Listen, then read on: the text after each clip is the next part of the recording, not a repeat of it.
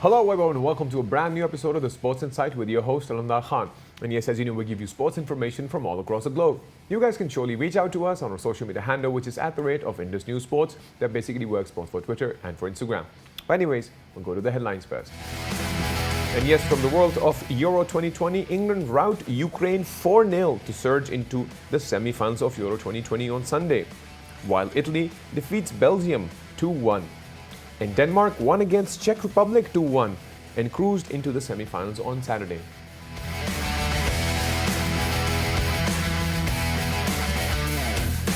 And yes, from the world of golf, Cam Davis wins the first PGA Tour title after 5-hole playoff at the Rocket Mortgage Classics on Sunday.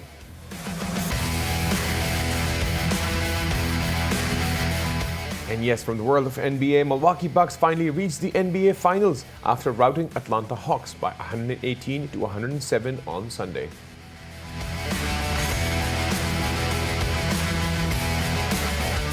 And yes, from the world of tennis, Roger Federer defeats Cam Norrie to leave Emma at the last British player standing at the Wimbledon.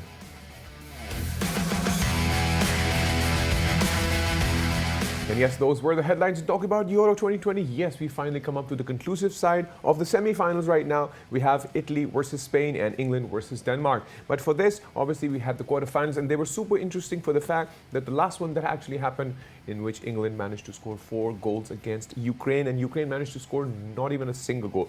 But there are so many other matches that we'd want to talk about in terms of the quarterfinal, and to discuss this, we have with us Dave Tyndall, all the way from UK. Dave, welcome to the show. Thank you very much. Glad to be here. Great. So Dave, we'll start off from the last match, the last quarterfinal that took place. Obviously, England managing to score those 4 goals and getting there where they're supposed to be. I think right now they are pretty much in form. So we'll talk about this match to begin with. How was the overall impact of England's performance against Ukraine? Yeah, fantastic. I think England have been kind of a slow build, haven't they? A slow burner in this tournament. And at the group stage, it was kind of 1-0 and 0-0 against Scotland. And you're thinking, OK, they've got a good defence, but have they got the goals? And then the win over Germany was obviously very big, scored twice. And then they came to Ukraine. And Harry Kane had obviously scored against Germany. That was a big moment for him because goal scorers thrive on scoring. And once he got off the mark for the tournament, you could see the effect it had on him against Ukraine with those 2 goals, that very early strike. You know, perhaps had he not scored against Germany, Kane wouldn't have put that one away, but he was onto it in a flash, you know, blasted it past the goalkeeper. And then from there, England just did what they normally do. Now that they kept control, they didn't give us England fans any panic at all. And then they got the goals and pulled away. So England are in a very healthy situation going into the semi-finals. Right. And in talking about England versus Germany, if you look back into that situation, I still remember Harry Kane had to break that ice of scoring that 1 goal. And I think he kind of did that. And after that, now the momentum is pretty much on the England side.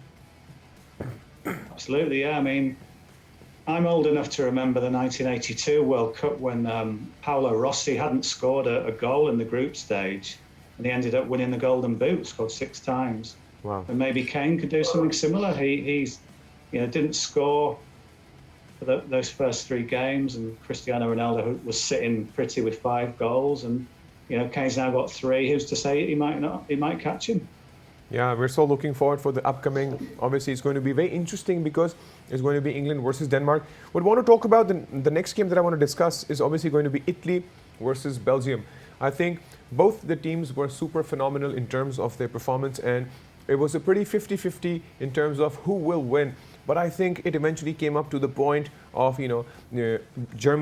Belgium losing to Italy 1-2, of course. And I think Belgium put in their very best, but I think they kind of lost track of the momentum that they had, specifically because of the 2 initial goals from Italy.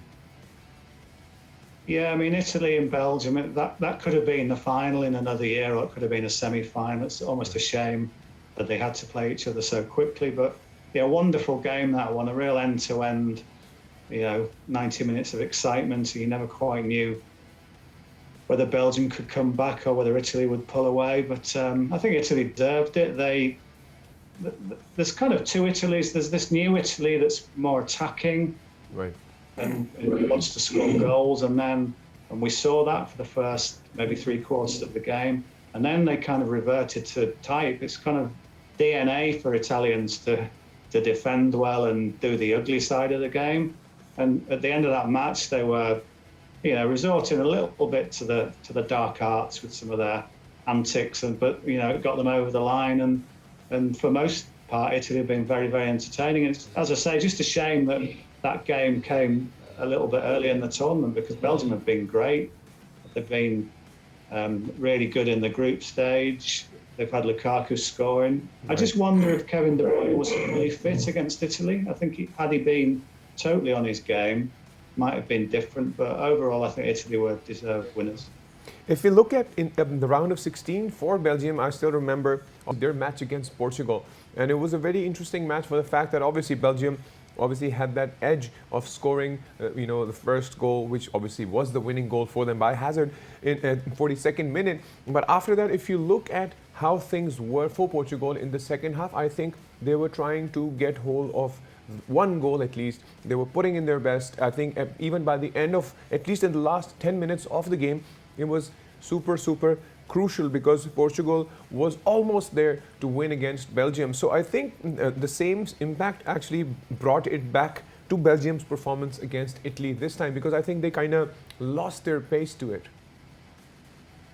Yeah, I think there have been times when Belgium have looked brilliant. There are times when they've seemed to switched off a little bit or been overpowered. Even if you go back to the group stage, that game against Denmark, the first game back in Copenhagen after the Christian Eriksen incident, when the crowd were obviously pulling so hard and they so wanted to inspire the team. And I think Belgium were kind of blown away by that a little bit. Although a lot of that was down to Denmark, I think some of it was down to Belgium just showing signs that they can't do it for 90 minutes. And maybe, as you said, against Portugal, they were good up to a point, but then that game could have maybe gone equal. And against Italy, they just had maybe too many moments where they weren't quite on it. So,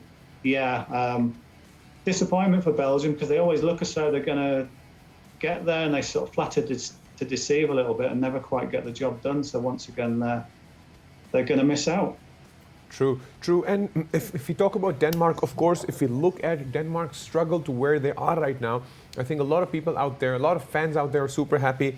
And obviously I'm going to talk about the match that took place against Czech Republic, the quarterfinal, in which Denmark scored the first goal in the 5th minute. And I think the second goal was in the 42nd. So I think Denmark is pretty much on the offensive side in terms of performance. And I think it's going to establish a very interesting match between England and Denmark in the semi-finals. Yeah, because I think there's an element of people think, well, England haven't conceded a goal yet, which is amazing in 5 games. Denmark have only let in a couple since, I think they've let in just 1 in the last 3 games.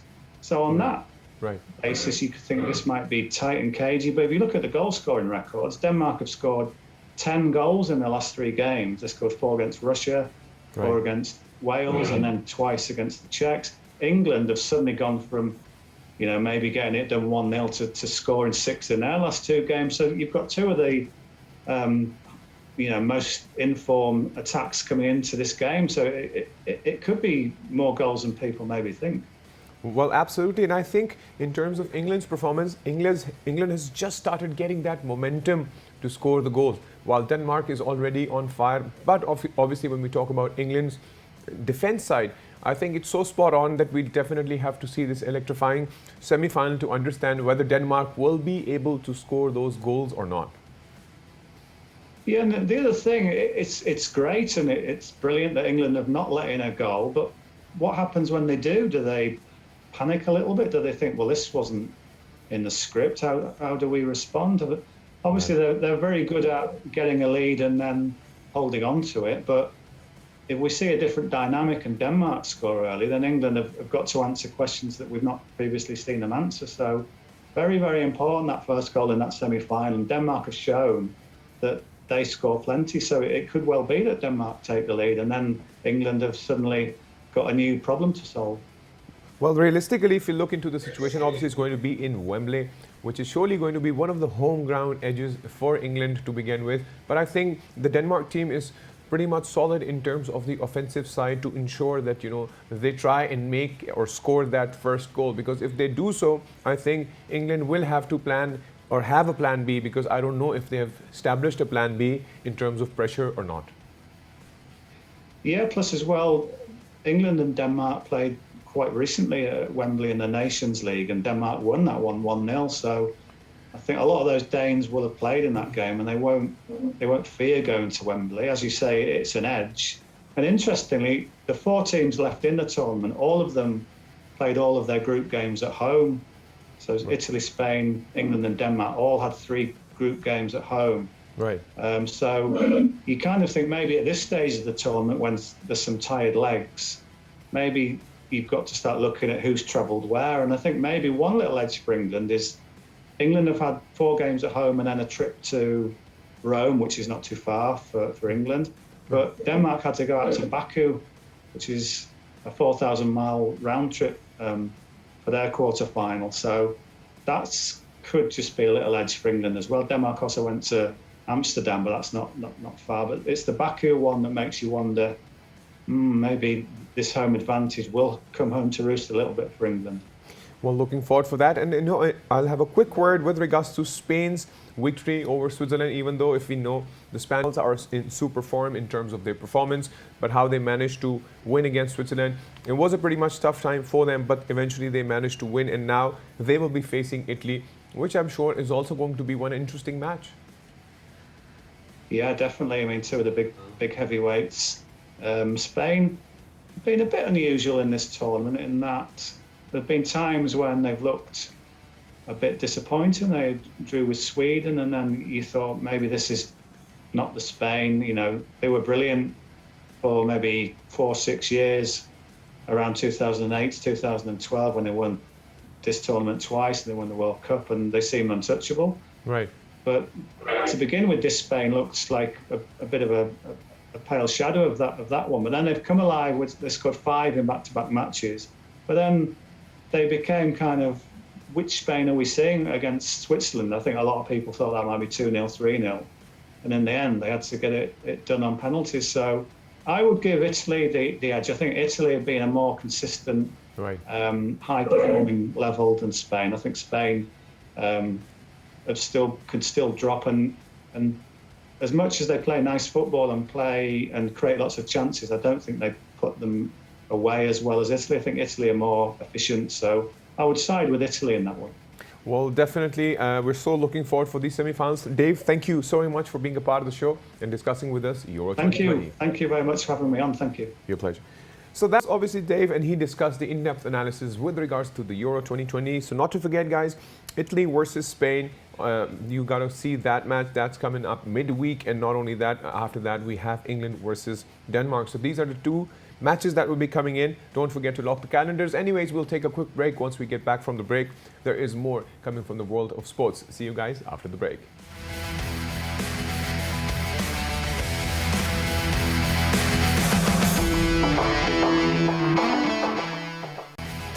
And yes, welcome back from the break. And yes, before the break, we were discussing the world of football. Yes, we were talking about Euro 2020. Not to forget, it is now finally at the verge of the semi-finals. But anyways, now we'll be discussing the golf side. Yes, as discussed in the last show, we talked about how Cam Davis actually started off pretty well at the Rocket Mortgage Classics on Sunday. He won on Sunday, but he managed to do that because usually when a golfer starts his career or the tournament itself, it takes a while. So he was at the verge at the start of his career, and now he's finally managed to win the Rocket Mortgage Classics on Sunday. And to discuss the in-depth analysis, we have with us our national golf player, Omar Kokar. Omar, welcome to the show. Thank you very much.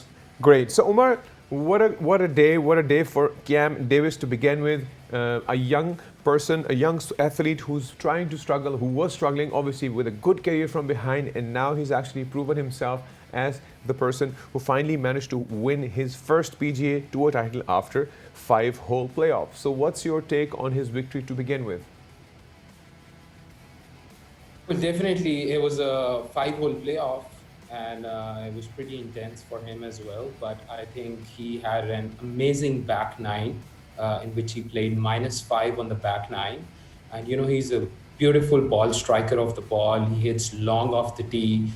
He struggles a little bit with his short game, but the way he played on the back nine, he had a send out for an eagle on the 16th. It's such a big win for him because he has been one of the top amateur back in 2015 and 16 when he won the World Amateur Golf Championship and even the Australian Amateur. Right. So, and he had few top tens coming in even in this season. So a lot of people did not expected him to win, Right. but pretty much got it done. Well, in terms of his competitors, if we look at the leaderboard, how close was he or the leader or for instance, we talk about Marit, who was obviously at the number second. So how close was he to Cam Davis to begin with? Because I think in terms of Cameron Davis' performance, I think he was spot on. But in terms of any golfer who starts golf on Thursday, it's not necessarily that he can take that consistent victory to Sunday, because ultimately the decision is what truly happens on Sunday. Well, yeah, definitely. And if you talk about if Thursday, Neiman has been one of the guys who was leading from day one, and even he was the leader after day three. Right. And, he made his first bogey on the playoff hole, which was the first playoff hole.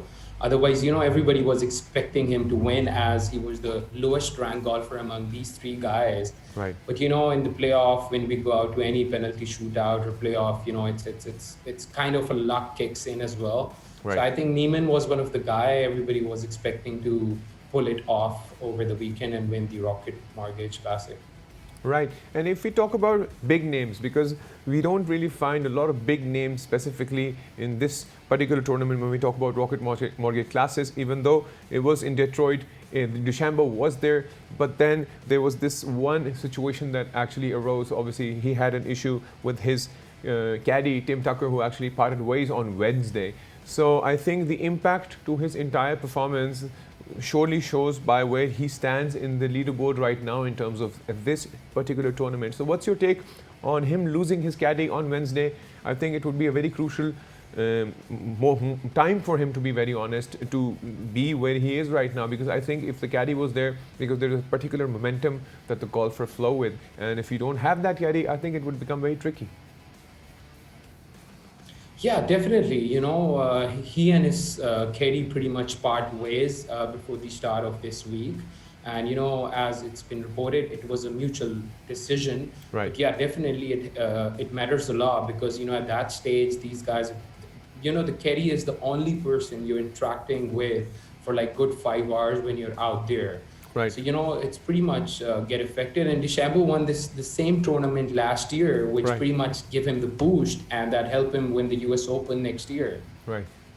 So I think, so definitely, how much do you gauge in terms of a golfer and the caddy's performance? Is it literally 50-50? Because now, as we also know that, there are range finders that we've talked about before as well, which a lot of people have issues about.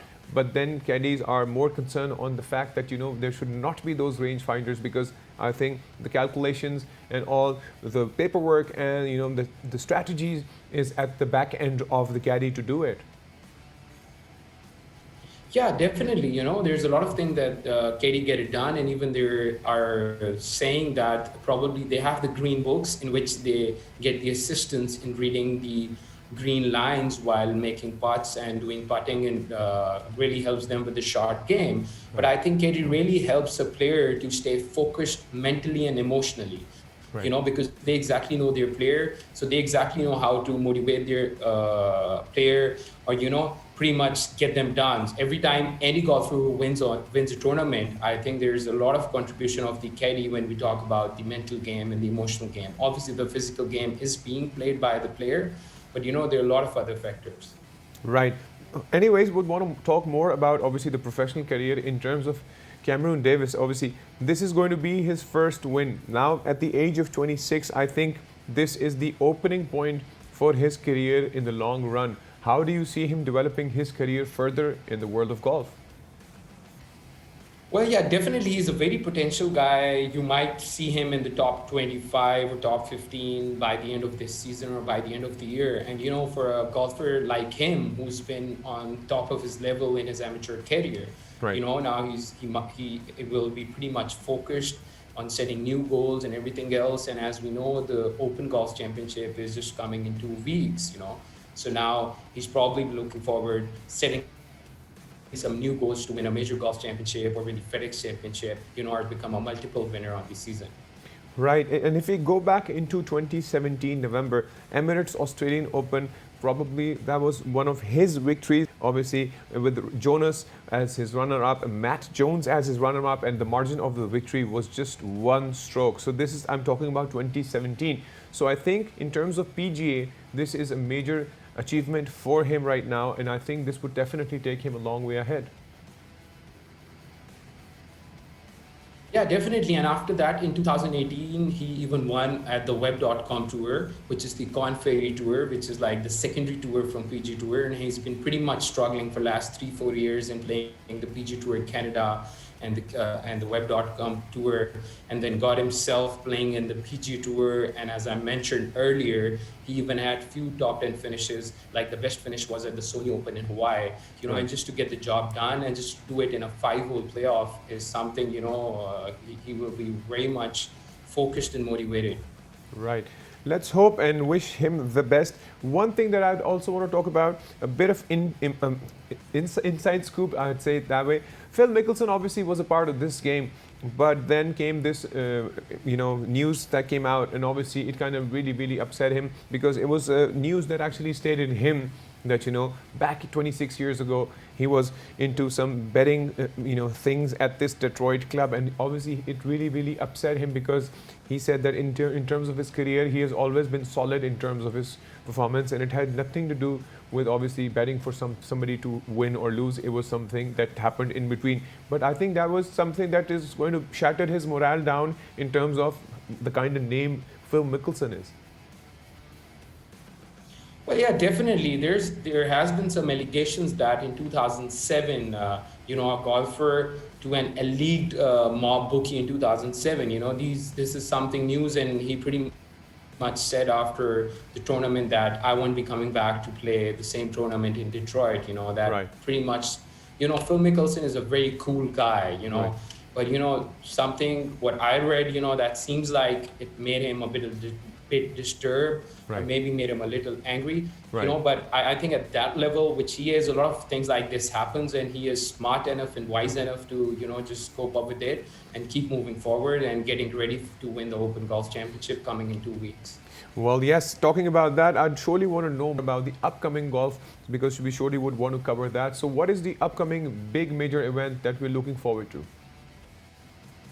Well, just after 2 weeks, the Open Golf Championship is going to happen, which is like one of the major golf championship that happens around the calendar year. And it is one of the oldest golf championship. And as you mentioned earlier, a lot of golfers, those who did not participate this week, like Rory McIlroy and all the Irish and Scottish golfers, they have gone back to Europe. Right. They played the Irish Open this week, right. And they'll be playing the Scottish Open in the coming weeks. So they're pretty much getting the hang of the different conditions that are in the Scotland and Ireland and the UK, because the golf is slightly different as it's compared to in USA.